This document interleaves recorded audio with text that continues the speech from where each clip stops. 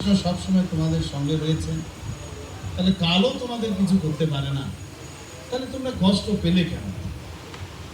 তোমরা কষ্ট পেয়েছো, তোমরা যাকে তোমাদের মাতন পুত্র বলে মনে করছো, সেই কৃষ্ণ তোমাদের সামনে রয়েছে, তারই ইচ্ছাতে তোমরা কষ্ট পেয়েছো। তোমরা তাকে জিজ্ঞাসা করো, সে স্বীকার করবে না। সে বলবে আমি কি করে বলবো, আমি তো জানি না। সে স্বীকার করবে না। তো কৃষ্ণের ইচ্ছায় তোমরা কষ্ট পেয়েছো হে যুধিষ্ঠির। কৃষ্ণের ইচ্ছা মেনে নিয়ে তুমি রাজ্য সিংহাসনে অলঙ্কৃত করো, তোমার শোক পরিত্যাগ করো। এই জগৎ কৃষ্ণের ইচ্ছার বশ, যা কৃষ্ণ চান সেটাই হয়। সুতরাং ভক্তদেরকে কৃষ্ণের ইচ্ছাকে স্বীকার করা উচিত।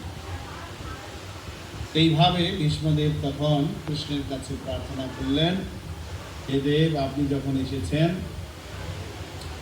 আপনি কিছুক্ষণ অপেক্ষা করুন, আমি দেহত্যাগ করতে চাই। তা আপনি যখন কৃপাপূর্বক আমার সামনে এসেছেন, আপনি কিছুক্ষণ অপেক্ষা করুন, আমি আপনার স্তব স্তুতি করে আমি আমার এই শরীর ত্যাগ করব। তো ভগবান শ্রীকৃষ্ণ ভাগবতমে যাকে সরাট পুরুষ বলা হয়েছে, তিনি ভক্তের বশ। পিতামহ ভীষ্ম ইচ্ছা করেছেন ভগবান তার মৃত্যুর সময় তার সামনে থাকবেন। কৃষ্ণ সেই ইচ্ছা স্বীকার করলেন।